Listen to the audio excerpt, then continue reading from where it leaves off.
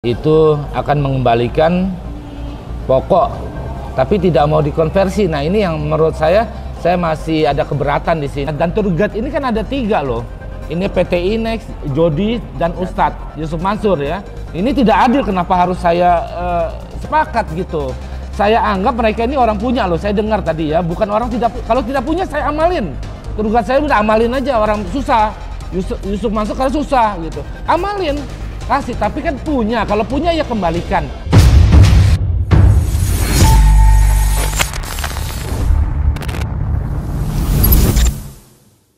Assalamualaikum warahmatullahi. Oke, bismillahirrahmanirrahim. Assalamualaikum warahmatullahi wabarakatuh. Kembali bersama Khalid Al-Walid. Ya, saudaraku, sahabatku, subscriber Cahaya Islam. Perlahan kasus-kasus ini, kasus-kasus Jam An Nur Khatib dan korban-korban sudah mulai menemukan titik terang. Dan di sini masalahnya di sini yang diungkapkan oleh pengacara dari para korban ini, di mana dia mendapatkan bahasa ini dari pengacara yang digugat atau tergugat gitu. Tergugat satu yaitu pihak Jam An Nur Khatib Mansur atau Yusuf Mansur ya. Di sini masalahnya yang diungkapkan oleh pengacara dari para korban investasi Hotel City ini adalah pihak Jam An Nur Khatib itu hanya bersedia membayar pokoknya saja. Oke, berhenti di sini.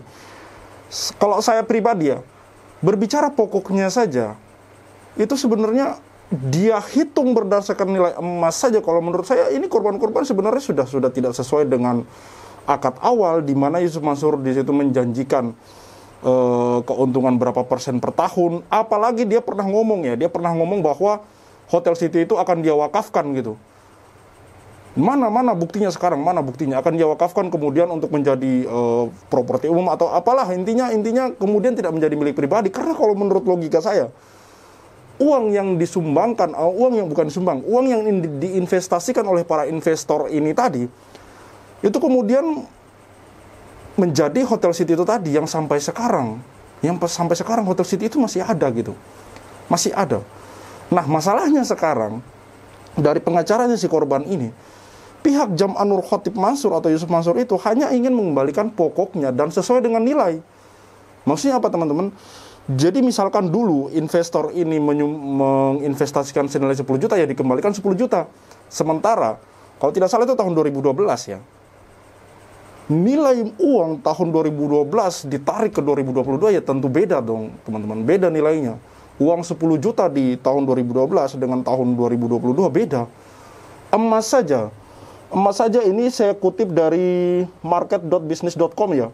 Harga emas di tahun 2012 itu harga buybacknya dan harga jual itu harga buybacknya itu 545.000 dan harga jualnya itu 584.000.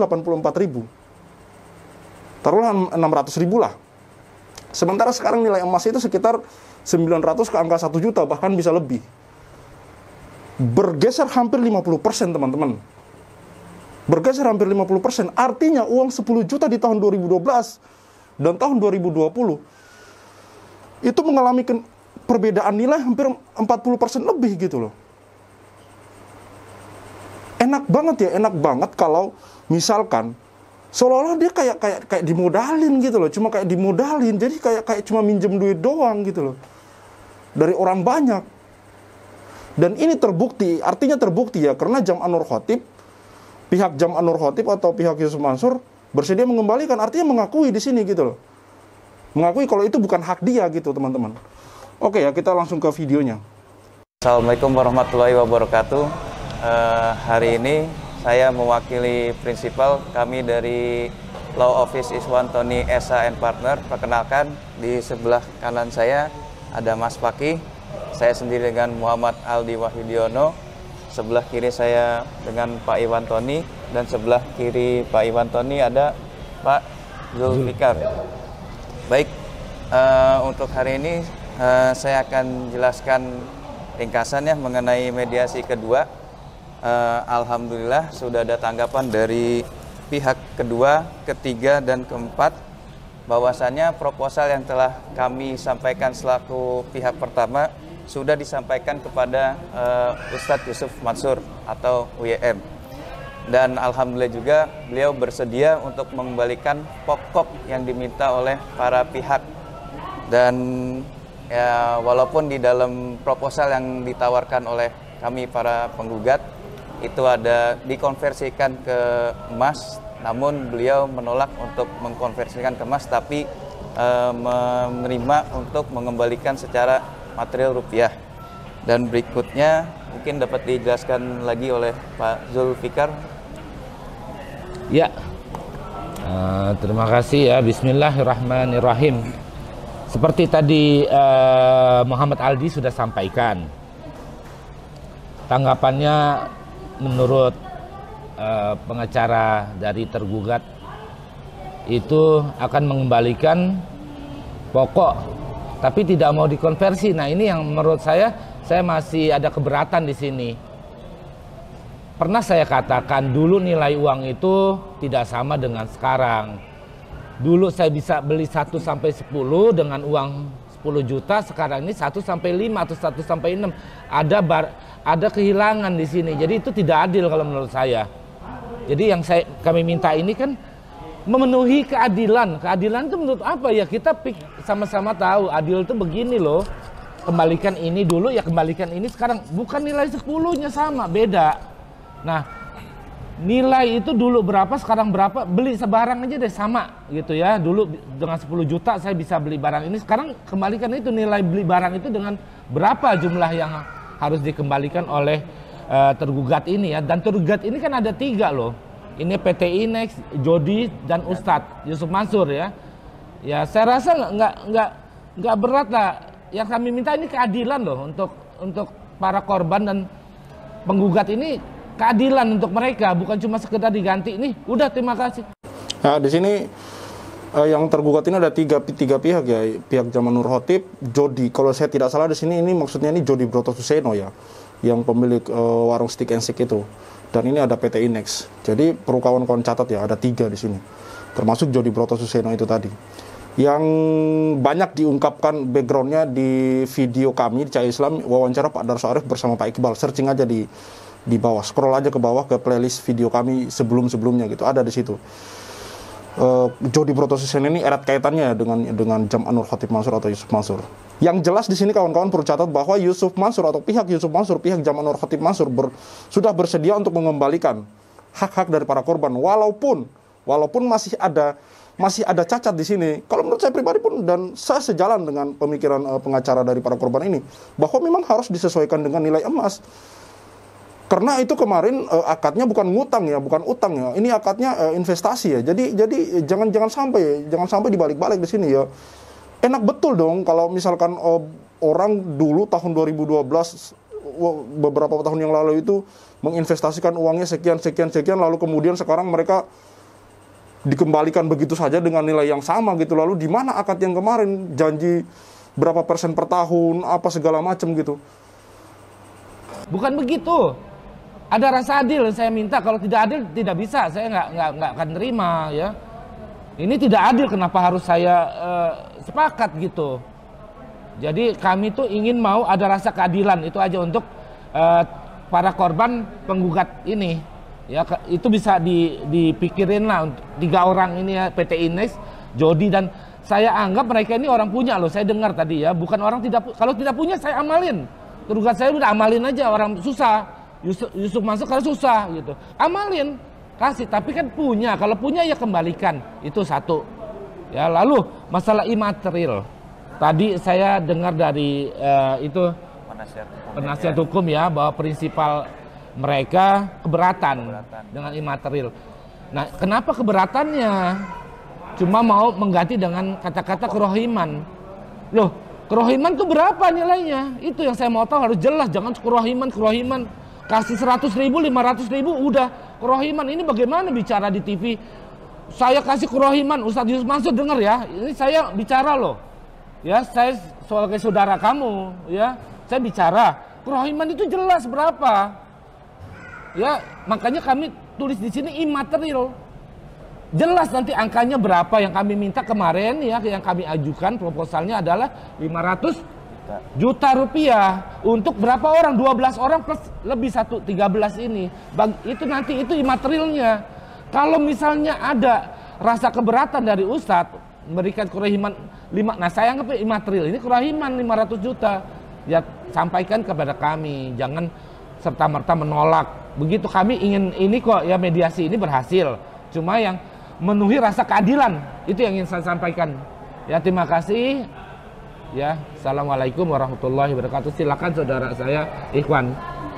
Pak Iwan, jadi analogi sederhananya begini Pak Iwan, dia 10 tahun yang lalu meminjam uang kepada orang 10 juta, kemudian dipakai membeli aset yang ada sekarang. Setelah 10 tahun diminta kembali, dikembalikan sudah seperti pokoknya 10 tahun yang lalu. Enak bener dong Pak Iwan ya kalau begitu ya. Iya. Jadi gini, kalau kita kan lihat dari akadnya. Ya kan, secara muslim itu syar'i itu dilihat dari akadnya. Kalau dulu kan akadnya itu investasi, bukan hutang piutang. Kalau mungkin hutang piutang, ya mungkin ya 12 juta dikembalikan 12 juta dengan rupiah, ya kan. Nah, akan tetapi ini kan investasi pendirian hotel dan apartemen haji dan umroh. Nah, sedangkan wujudnya itu ada sekarang, dan itu pun istilahnya ada aktivitas. Ya, kalau kita lihat di website itu, kalau kita cari hotel itu mesti ada. Nah, berarti kan masih berdiri nih. Nah, umpama ini kita masih nanti musyawarah juga sama pihak para prinsipal dengan tawaran atau tanggapan dari mereka tuh hanya mengembalikan pokok, bagaimana, ya kan? Nah, tadi di luar ada imaterial, di luar imaterial, kerugian imaterial ya. Nah, sedangkan tadi kita sudah membilangkan bahwa ini memang ada kerugian imaterial, ya kan? Nanti kita akan buktikan, ya kan? Mulai dari klien kami itu ongkos bolak-balik ke Jakarta mencari ustadz yang tidak yang susah, sulit, ya kan? Ya, menurut mereka susah ditemukan, bahkan ke perwakilan daerah juga istilahnya tidak ada tanggapan. Bahkan ada yang dari Kalimantan ke Jakarta itu kan ongkos tiket pesawat kan itu aja udah habis separuh yang diinvestasikan dibanding tiket yang beliau beli gitu Pak. Jadi ini masih kita musyawarahkan karena memang awalnya itu akadnya investasi, bukan hutang piutang. Nah, nanti kita akan musyawarahkan ke pihak klien kami Pak. Gitu. Berjuang terus ya Pak Iwan ya. Berjuang terus. Jangan sampai ini istilahnya kalau misalkan sudah sampai ke pokok perkara, ya bahaya buat dia. Karena mati itu kan sewaktu-waktu Pak. Ya kalau misalkan mati sewaktu, dalilnya kan jelas. Wa man mata wa alaihi dinarun au dirhamun, ya kan? Kudia min hasanatin laisa sama dinarun wal dirhamun. Ya kalau dia keadaan mati dalam keadaan ini hutang, ya ini hutang aja, meninggalkan hutang 1 dinar 1 dirham, maka nanti di akhirat itu akan diambil kebaikannya. Nah, itu bagaimana? Sedangkan di sana tidak ada jual beli, tidak ada dinar. Kalau kebaikannya habis, ya masuknya ke neraka kan? Ini hanya kita mengingatkan sebagai saudara muslim, ya, saudara seiman. Nah, inilah kalau bisa sih nanti dalam proses mediasi ini bisa selesai. Jangan sampai dia sudah merasa mampu ini untuk mengembalikan, tapi tidak mau mengembalikan, maka di sisi Allah dihukumi sebagai syarik. Syarik itu sebagai pencuri. Ya kalau sebagai pencuri nanti otomatis hukumnya sama sebagai pencuri kan, diambil kebaikannya. Nah itu kedudukannya di sisi Allah sebagai syarikun, jadi orang yang mencuri. Itu aja. Jadi jangan sampai statusnya menjadi pencuri. Ya, jangan sampai. Ya, jadi kita sama-sama saudara, saling mengingatkan. Jadi nanti kita juga konfirmasi ke pihak klien kita supaya yang terbaik. Sama-sama orang iman lah. Itu saya garis bawahi bahwa jangan sampai kemudian meninggal sebelum masalah ini terselesaikan, sebelum hak-hak orang tersebut dikembalikan. Ini sebenarnya yang kita juga sering ingatkan gitu, bahwa kalau saya dengar cerita-cerita ulama-ulama terdahulu itu sangat takut sekali ya dengan hal-hal yang seperti ini gitu. Sangat-sangat takut sekali mereka ketika berurusan dengan masalah yang menyangkut dengan hak-hak orang gitu. Kisah tentang Imam Abu Hanifah yang dia mencari orang itu susah payah hanya untuk mengembalikan kepingan harta yang tidak sebanding dengan tapi mereka takut gitu, satu sen pun mereka takut gitu ketika itu menyangkut hak orang gitu. Dan semoga pihak Yusuf Mansur, pihak Jamal Nur Khatib mendengar ini gitu. Apa sih yang sulit gitu? Saya pikir beliau juga bukan orang susah gitu, orang yang punya duit yang sangat banyak gitu. Ada kemarin berita dia invest ke MNC senilai 80 miliar, kemudian dia main di trading, ada pokoknya. Saya pikir untuk mengembalikan korban yang sesuai dengan nilai emas tentunya ya, karena itu masih hak mereka gitu. Apa sulitnya gitu loh? Apa sulitnya? Tinggal dikembalikan saja gitu. Ini juga mereka untuk mengembalikan uang yang segitu gitu, yang 12 juta, ada yang 10 juta. Harus bersusah payah seperti ini, teman-teman. Kalau yang mengikuti channel kami atau Thaibah Channel, itu sudah tahu betapa panjangnya proses ini, proses mediasi, persidangan, segala macam. Masa tidak mau kemudian mengganti rugi imaterialnya? Masa seperti itu sih? Kalau memang harusnya dari awal dikembalikan dengan cara yang simpel. Begitu korban punya bukti sertifikat investasi itu tadi, harusnya langsung ditransfer dong. Semudah mereka dulu menginvestasikan duitnya ke pihak Anda, ke pihak Jamanul Khatib ini gitu. Kok giliran tidak sesuai akad? Ini jadi teman-teman juga garis bawahi. Jadi di situ ada juga yang komentar bahwa namanya investasi kayak gitu, untung rugi jelas, jangan mau untung saja. Enggak kawan. Jadi di sini kenapa kemudian korban-korban ini mempermasalahkan? Saya pikir teman-teman juga harus menonton secara detail wawancaranya gitu. Setelah mereka transfer kebanyakan kemudian tidak mendapatkan informasi lanjutan mengenai usaha itu, mengenai hotel itu. Prospeknya seperti apa? Sudah berjalan seperti apa, keuntungan yang mereka dapat per tahun seperti apa. Dari beberapa korban, bukan beberapa, hampir semua korban yang kita wawancarai, rata-rata mengatakan tidak ada komunikasi setelah itu. Contoh Pak Mukorobin, setelah mereka transfer duitnya, sampai kita wawancarai di tahun 2021 kemarin, itu dia tidak dapat informasi apapun mengenai barang yang diinvestasikan itu tadi, teman-teman. Jadi wajar kalau menurut saya di sini mereka kemudian meminta haknya dikembalikan.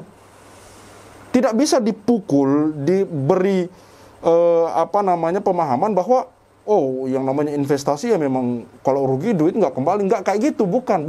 Kecuali kalau menurut saya duit tidak kembali kalau memang sesuai dengan akad, maksudnya investasi di warung, tapi warung itu kemudian tidak berjalan dan si investor ini diberikan informasi terus, diupdate informasinya terus menerus, sudah sampai seperti ini keuntungan. Tapi kenyataannya kan orang-orang yang mengaku korban ini mengaku tidak diberitahu informasi apa-apa gitu. Lost kontak. Oke teman-teman, cukup sekian untuk video kali ini. Jangan lupa untuk terus mengikuti channel kami, untuk terus mengikuti perkembangan dari kasus ini. Dan insya Allah kita akan terus mengangkat kasus dan masalah ini sampai kemudian korban-korban terselesaikan atau haknya dikembalikan gitu. Insya Allah, bismillah, semoga Allah selalu membersamai kita, selalu melindungi ulama-ulama kita, melindungi para habaib kita, dan menguatkan hati para umat muslim dan muslimat di seluruh dunia. Saya Khalid Al-Walid, see you on the next videos.